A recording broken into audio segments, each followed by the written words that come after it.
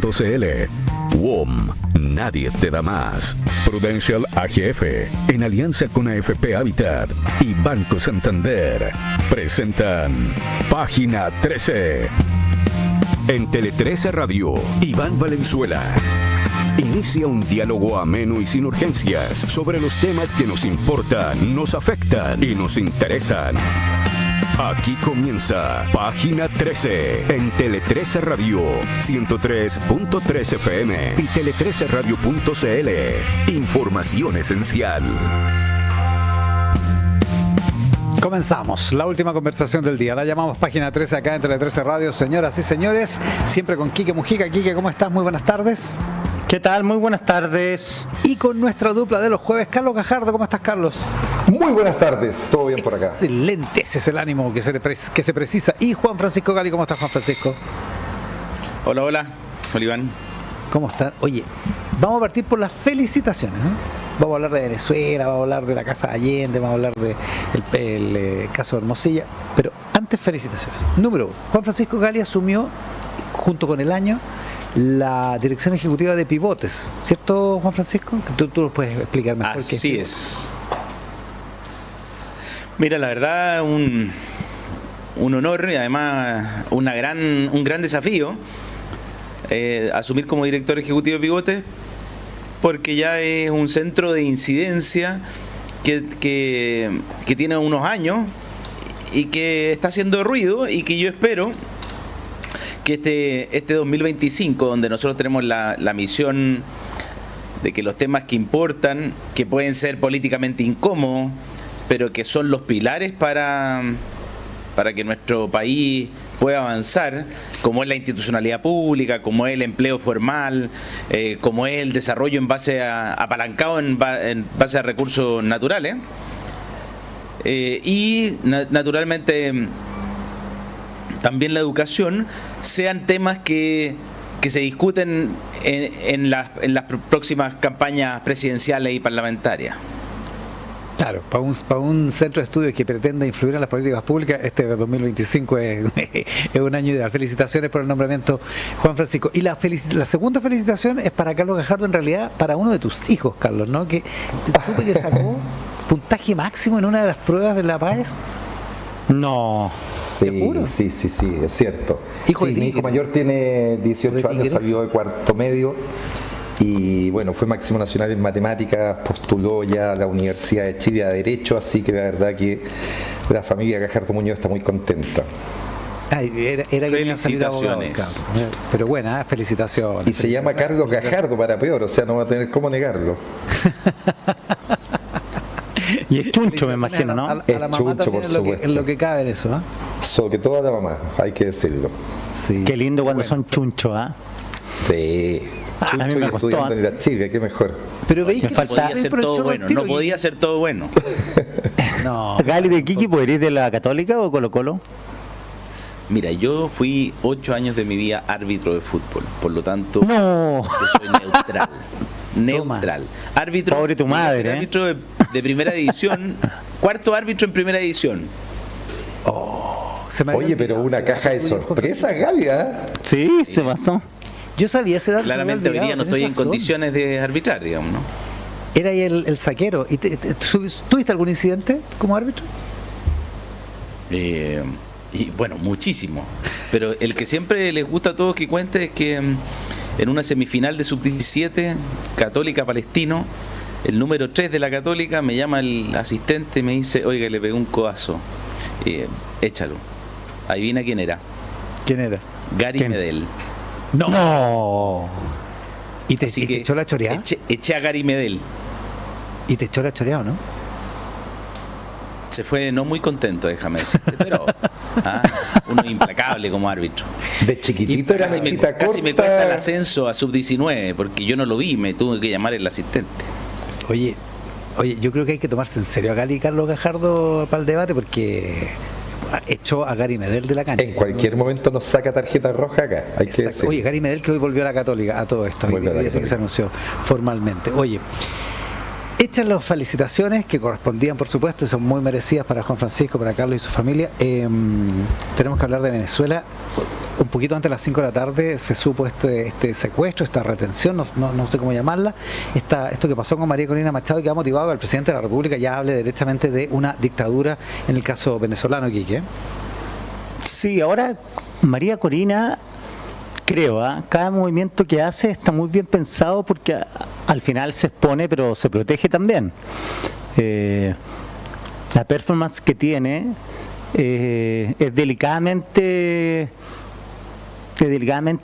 pensada, concienzuda, y además creo que cuenta con cierta protección internacional que no es de Chile ni de Argentina, sino más bien de Estados Unidos, creo, porque aparecer ahí, estoy pensando en una dictadura como la de Pinochet, pero no en los estertores de Pinochet, sino que más bien en el 84, 85, si Pinochet hubiera llamado a una elección y no hubiera respetado las reglas del juego, es difícil que alguien se hubiera puesto en la palestra, y creo que a Maduro también le sirve un poquito, mientras no le agite tanta agua, mientras no provoque algo que le impida tomar el poder, también da ciertas credenciales de libertad de expresión dentro del país.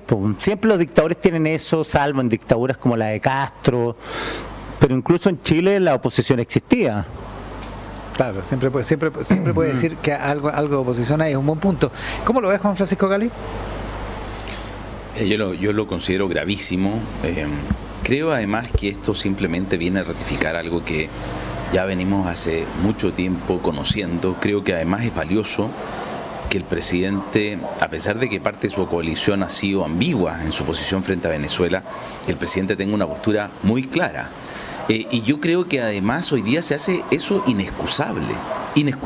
Fíjate, Iván, Quique, Carlos, hace 2 días atrás, la Comisión Interamericana de Derechos Humanos de la OEA, que déjame decirte, no es una organización de ultraderecha, sino que por el contrario ha sido un instrumento muy duro, de la CIA. No, para nada. Pero dice que sacó un documento que se llama Venezuela, graves violaciones a los derechos humanos en el contexto electoral.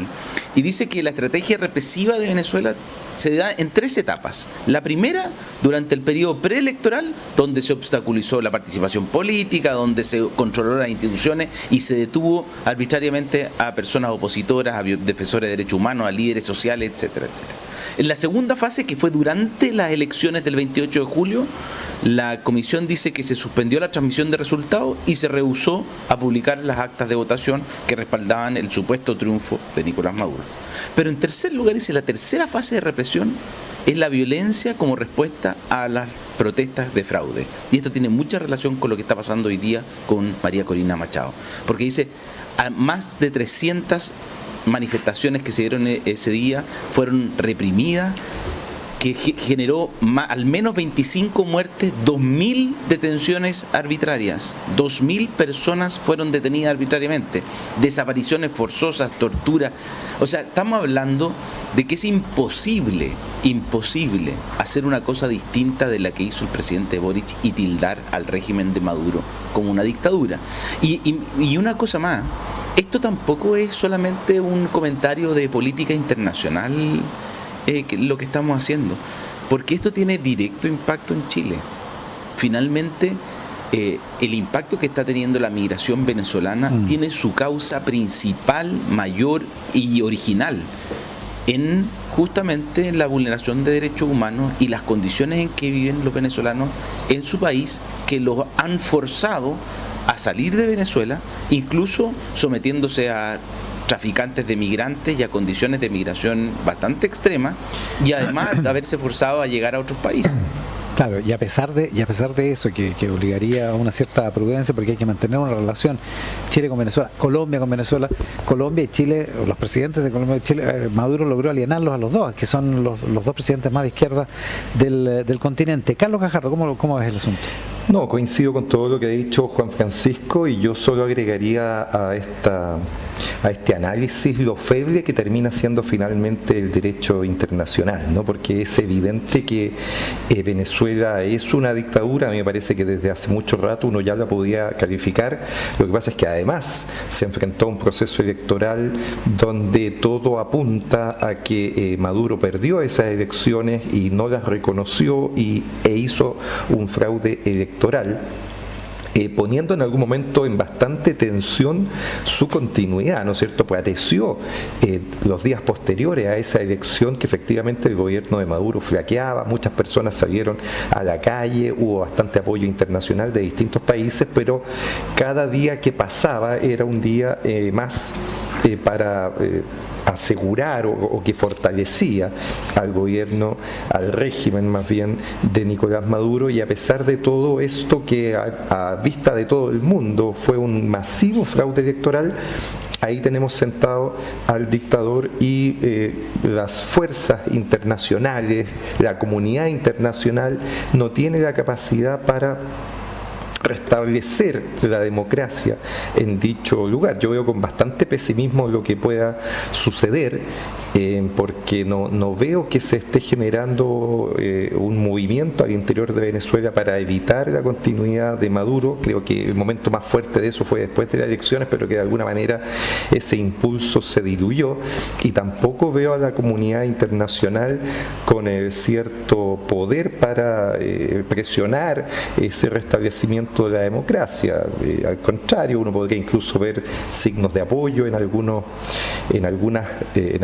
países bastante poderosos, como Rusia probablemente, y Estados Unidos ya sabemos que está con el nuevo gobierno de Donald Trump dedicado a otras cosas, ¿no es cierto?, a anexar Groenlandia y qué sé yo. Entonces veo con pesimismo la situación democrática de Venezuela, por lo tanto lamento la poca fuerza que tiene la comunidad internacional para intentar asegurar el respeto a la democracia en otros países. Desgraciadamente, eso que en algún momento fue un proceso que parecía ir creciendo, hoy día está muy debilitado, y nos hace siempre, revisitando nuestra historia, valorar la capacidad que tuvo Chile, el pueblo chileno y la oposición en su momento a la dictadura militar en Chile, de tener la fuerza suficiente para lograr terminar una dictadura, que es algo muy difícil.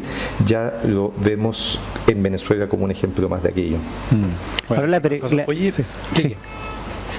Mi pregunta. Solo una cosa es que, perdona, Quique. No, sí, Dale. solo una cosa es decir que efectivamente hay que pasar de las declaraciones. A mí creo que Carlos tiene razón. O sea, el sistema internacional tiene que ser presionado a actuar frente a una escalada de vulneraciones de derechos humanos, donde ya se pone incluso en peligro a la principal líder opositora. Entonces, yo creo que aquí no basta con declaraciones altisonantes cada vez que tenemos una noticia de alguna vulneración de derechos en Venezuela, sino que tomar acciones que en primer lugar presionan el sistema internacional, pero en segundo lugar ya hagan demostración de fuerza frente a el régimen de Maduro.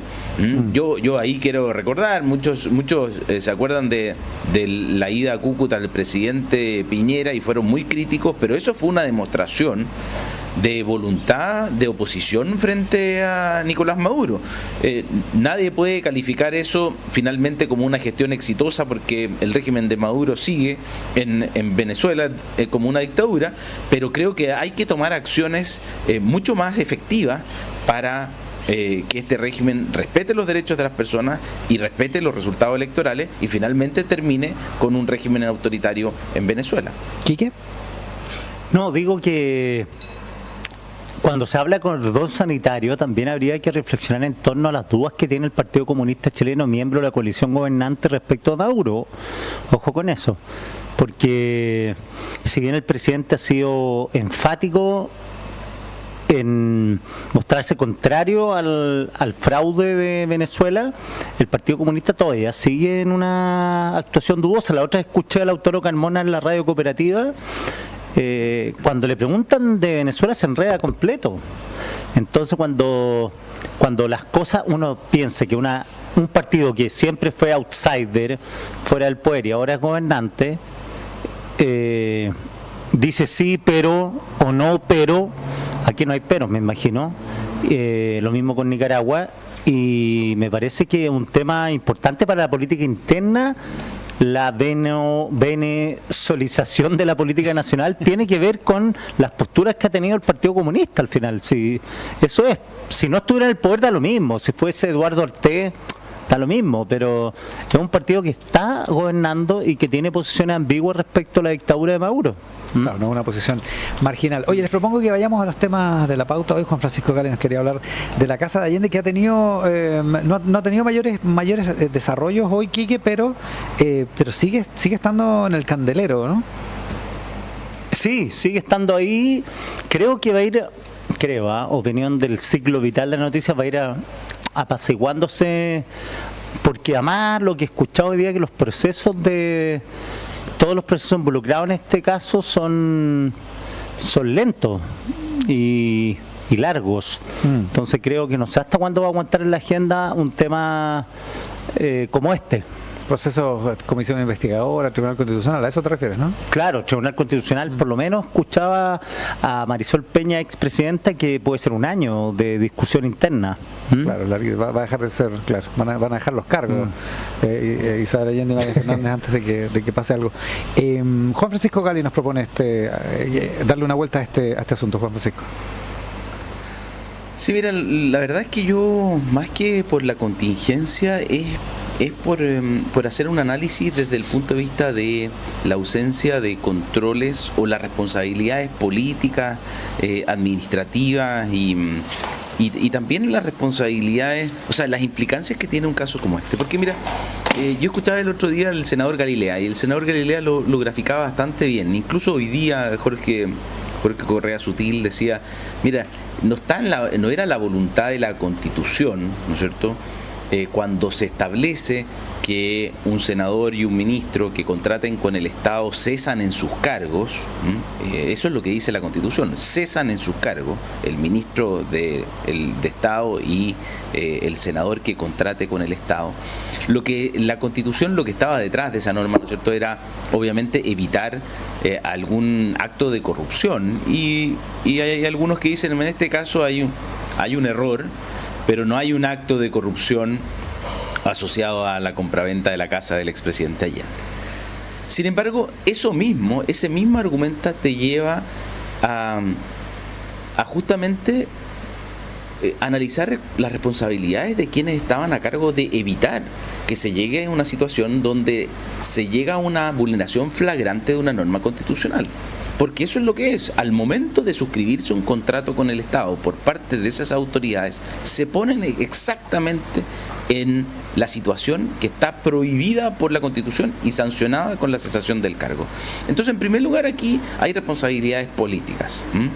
Hubo muchas personas que estuvieron al tanto de esta situación, partiendo por quienes la suscribieron, ¿no es cierto?, pero también por todos los funcionarios públicos que debieron haber evitado que esto ocurriera. Y mira, yo siempre pongo el ejemplo, el otro día estaba contando en el decreto que aprueba la compra, que está firmado por el presidente Boric y por la ministra Sandoval, que probablemente le costó el cargo a la ministra Sandoval, pero tenían los vistos buenos, lo que se llaman, ¿no es cierto?, las medias firmas, las moscas, de al menos unos 8 funcionarios. Al menos unos 8 funcionarios. Y lo que, mira, cuando alguien ha estado en el sector público, a mí me tocó estar en la Subsecretaría del Interior, y lo que yo siempre decía cuando recibía un acto, un documento que me estaban proponiendo firmar, y que venía con innumerables moscas, yo siempre decía, mira, cuando yo veo su firma en un documento en que se me propone a la firma a mí, lo que esa firma dice son 2 cosas. Uno, que este acto que usted me propone firmar es legal. Pero además, que usted me recomienda firmarlo. Es decir, que el fondo que está en el acto mismo, el funcionario lo leyó, no solo analizó su legalidad, sino que dijo, además, subsecretario, si usted me pregunta la opinión a mí, yo le recomiendo firmarlo, porque es regular, es parte de lo que hacemos todos los días como servicio público. Y resulta que ninguno de esos funcionarios vio un problema político en que una senadora en ejercicio y una ministra de Estado suscribieran un contrato en que se adquiría un bien inmueble por 933 millones de pesos a la senadora y a la ministra. Y eso es lo primero.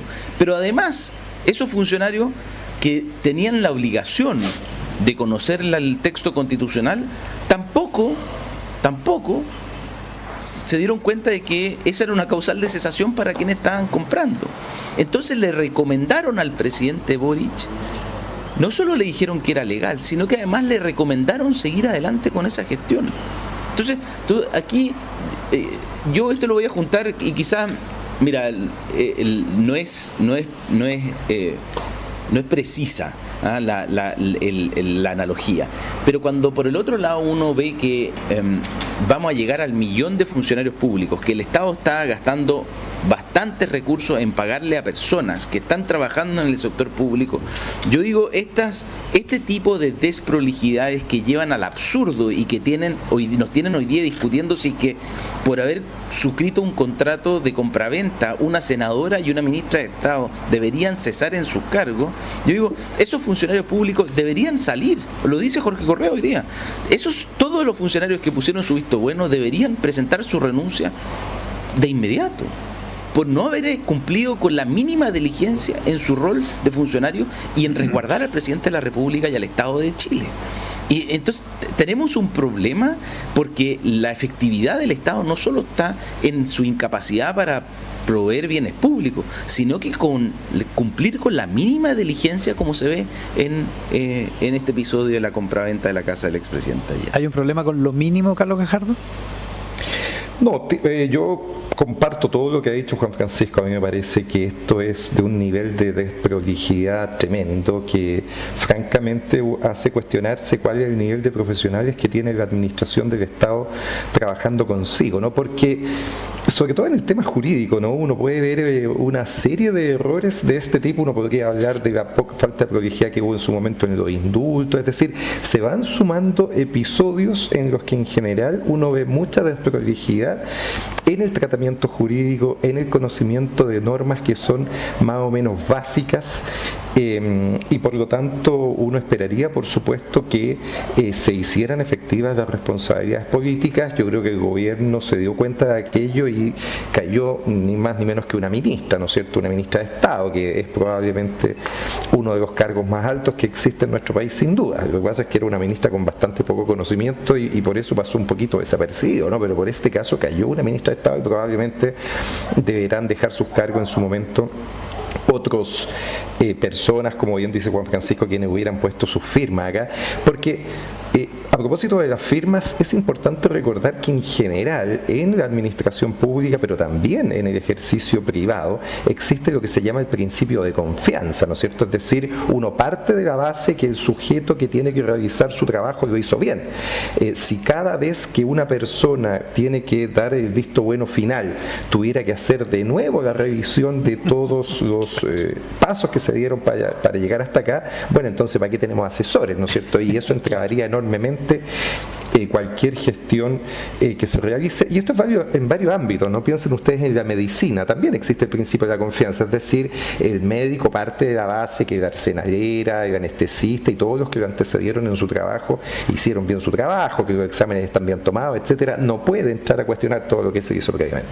Entonces por eso es muy grave que el que hizo estas revisiones haya errado de tal manera, aunque la norma que se ha desatendido es una norma constitucional bastante básica y que creo yo debiera ser conocida por todos aquellos que finalmente pusieron su firma en los documentos. Me parece gravísimo y tiendo a coincidir que esto no es un episodio aislado, sino que marca una cierta tendencia de relajo de la profesionalización en la administración pública de este gobierno, que es preocupante, y en eso coincido todo lo que ha dicho Juan Francisco.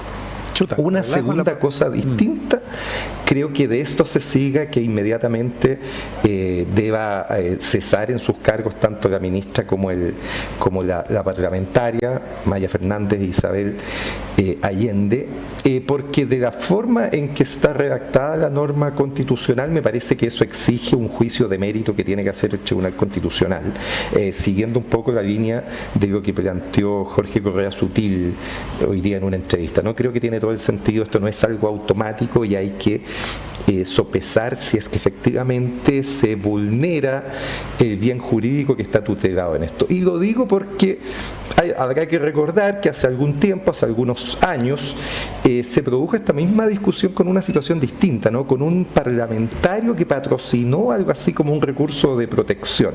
No recuerdo exactamente quién fue, porque esta inhabilidad que está en la Constitución en el artículo 60 también dice que cesa en su cargo el diputado o senador que actúa como abogado o mandatario en cualquier clase de juicio, ¿no? Y este diputado o senador, no recuerdo quién es el nombre específico, seguramente en el WhatsApp colaborativo alguien va a recordar quién fue, patrocinó un recurso de protección. Y si bien algunas voces se levantaron que por ese hecho había cesado, debiera cesar en su cargo, rápidamente se entendió que probablemente había sido un error, pero que lo había hecho en base a su función parlamentaria, no había aquí algo especial que reprochar, salvo una desatención a una norma constitucional, por supuesto, pero que deben interpretarse, no son automáticas las maneras de proceder. Entonces, sí, compartiendo todo lo dicho, creo que hay que hacer un punto en que no me parece que sea automática la resolución del Tribunal Constitucional, y sí creo que el Tribunal Constitucional esto lo debe zanjar rápido. O sea, no podemos estar un año esperando esto. Yo esperaría que antes del receso de las vacaciones, es decir, en el mes de enero, el Tribunal Constitucional esto lo resuelva. Así tiene que escuchar a las partes y votar, no hay más que hacer. Quique. No, digo que hoy día estuve hablando con dos constitucionalistas de derecha respecto de la Carta de Correa Sutil y me dicen que tiene plausibilidad, que tiene un punto, y que los dos en off, por cierto, y que tiene un punto. Ahora, más allá de eso, mi interrogante es si no hay responsabilidades políticas acá. Y eso se hace más complejo, porque claro, si le buscamos la quinta pata a la leguleyada, obviamente que nos vamos a encontrar con interpretaciones que cada vez que son cada vez más sofisticadas, indican que alguien está tratando de estirar los argumentos. Y puede ser, por cierto, todo tiene interpretaciones, el derecho, pero digo, la responsabilidad política de decir que se actuó con buena fe está bien, ok, pero en la política y en las obligaciones no basta con la buena fe. Si al final la buena fe es una manera de decir no hice nada incorrecto, pero sí cómo se menciona la desprolijidad, la fe. ¿En qué parte queda? O sea, aquí la buena fe no sirve, digo, en la política. La responsabilidad política solo puede hacerse efectiva en el caso de la ministra, en este asunto, Juan Francisco. Sí, efectivamente, yo ahí estoy de acuerdo. Es la ministra la que tendría que asumir su responsabilidad política, y si es que lo consideramos suficientemente grave, efectivamente ella tendría que presentar su renuncia al presidente de la República. La senadora no puede renunciar a su cargo.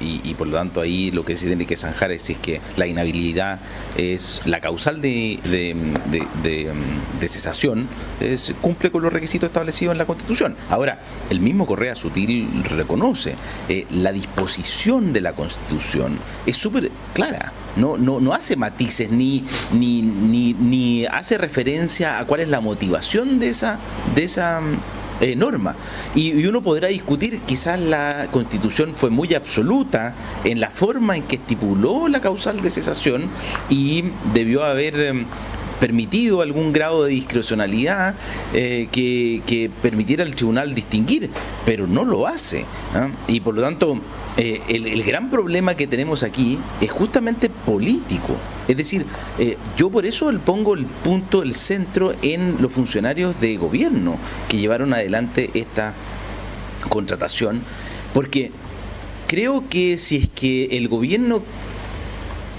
sostiene que la senadora y la ministra actuaron de buena fe, pecaron, ¿no es cierto?, de haber sido bastante negligentes en la revisión de la contratación y no haberse dado cuenta de la causal de cesación. Bueno, entonces todos aquellos que estuvieron involucrados en esto debieron presentar su renuncia de inmediato, de tal manera de decirme, ¿sabe qué? Aquí el error grave lo cometió el Estado, y no solo la ministra Sandoval, creo que en ese sentido la ministra es una respuesta porque es su responsabilidad directa, pero también todos los funcionarios. Y además creo que el ejemplo que daba Carlos es un precedente, en mi opinión, negativo. Me acuerdo que fue en ese momento el senador, o puede haber sido diputado, Alejandro Navarro, fue el que el candidato a gobernador, ¿no es cierto?, de la última elección, quien justamente se le acusó de exactamente lo mismo. No sé si eso se llegó al Tribunal Constitucional y fue rechazado, pero lo que no podemos hacer es que ahora las prohibiciones constitucionales las interpretamos dependiendo de quién sean los que caen en la causal de cesación, o si la actuación es de buena o mala fe. Incluso ahí Carlos Peña en su columna es claro, dice, cuando la ley es clara y dispone una causal de cesación, incluso se presume la mala fe si es que lo que se dice es que se erró en la interpretación de la ley. Y aquí no hay desconocimiento del derecho. En el desconocimiento del derecho se presume la mala fe. Tú no puedes alegar que desconocías el derecho. Así es. Y claro. Y además es peor, Carlos, porque quienes estarían alegando el desconocimiento del derecho serían una ministra de Estado y una senadora de la República. Entonces, la verdad es que no tampoco es una posición bastante cómoda para autoridades de nuestra República decir, caímos en esto porque desconocíamos nuestras causales de cesación y que no podíamos contratar con el Estado. Oye, funcionó el WhatsApp colaborativo. Sí, cortito. Funcionó el WhatsApp colaborativo. Fue el senador Francisco Chaguán, de Renovación Nacional, que de año 2020 presentó un recurso de protección, y él lo firmó como abogado por un tema de la entonces PSU, ¿no?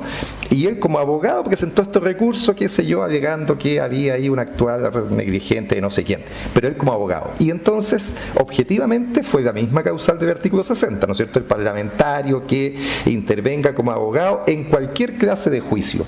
Siguiendo la lógica de Juan Francisco, ¿no es cierto? La norma es clara, ¿ah? Fue un diputado, un senador que actuó como abogado en cualquier clase de juicio. Francisco Chaguán entonces debió ser destituido, cesado en su cargo. Bueno, esto ni siquiera se llevó al Tribunal Constitucional porque se entendió que había sido algo que se había realizado de buena fe, ¿no es cierto? Porque yo lo que disiento con Juan Francisco es que las normas no son automáticas. Afortunadamente, por eso siempre se van a necesitar abogados, ¿no es cierto? Porque tú necesitas descubrir el espíritu que está detrás. ¿Qué es lo que quiso decir la Constitución con esto? La Constitución lo que quiere decir es que no sea un parlamentario o un ministro que se aproveche de su estado, ¿no es cierto?, de su cargo para tener una ventaja negociando con el Estado, y por lo tanto les prohíbe. Entonces lo que el tribunal tiene que resolver, no adelanto, ¿no es cierto?, el juicio, pero lo que el tribunal debiera resolver, constitucional, es decir, si eso sucedió en este caso. Y a primera vista, sobre todo porque se estaba haciendo el mismo trato con una casa del presidente Elwin, ¿no es cierto?, que nadie la ha cuestionado esa compra, pareciera que hay una buena defensa para decir, mire, acá no fue una situación de intento de aprovechamiento, sino que por supuesto fue un error grosero de desconocimiento de las normas, y hay que hacer efectivas, creo yo, como decíamos, las responsabilidades políticas, en su caso de la ministra y funcionarias, de todos los que hubieran participado en esto. Pero yo pondría distancia con que tuviera que aplicarse el artículo 60 de la Constitución y destituir tanto a la ministra como a la senadora. Automáticamente, que es lo que hemos mencionado, plantea Jorge Correa Sutil en una carta en el Mercurio esta mañana, y después en una entrevista, me parece que se me olvidó en alguna de las radios. Mira, para que esto se empate, tienen que hacer al tiro el requerimiento junto con la senadora Allende, con el senador Chaguán. Y ahí, listo, se solucionó inmediatamente el asunto. Ninguno de los dos destituido. Vamos al corte con Carlos Gajardo, con Juan Francisco Gadi y con Quique Mujica. Estamos haciendo esta edición de Página 13. Eres parte de la mejor revista radial, Página 13.